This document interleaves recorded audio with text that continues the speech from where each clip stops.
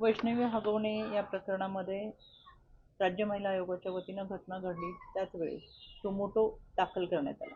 यामध्ये वैष्णवी हगवणे यांची कोणतीही तक्रार ही राज्य महिला आयोगाला नव्हती। पण त्या पाठीमागची पार्श्वभूमी मयुरी हगवणे यांच्यासाठी त्यांचे बंधू मेघराज राजेंद्र जगताप यांनी राज्य महिला आयोगाला 6 तारखेला मेल केला होता आणि तक्रार दाखल केली। त्या अनुषंगाने 7 तारखेला राज्य महिला आयोगाच्या वतीनं बावधन पोलीस स्टेशनला पत्र पाठवून त्याच्यावर कडक कारवाईचे निर्देश दिले होते आणि त्या अनुषंगाने 7 तारखेला ही FIR दाखल झाली होती।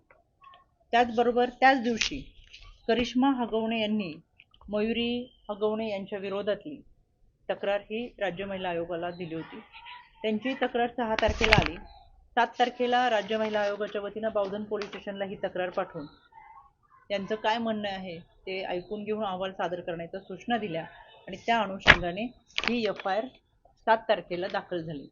एकाच कुटुंबातल्या एकमेकांच्या विरोधातल्या क्रॉस कंप्लेंट ह्या 7 तारखेला FIR 2 दाखल झाल्या आणि याच्यामध्ये राज्य महिला आयोगाकडे दोन्ही महिलांनी तक्रार केली होती। हा कुटुंबातला वाद होता आणि दोन्ही महिलांनी केलेल्या तक्रारींची दखल घेऊन 7 तारखेला पत्र पाठवून 7 तारखेलाच ह्या FIR दाखल केल्या होत्या।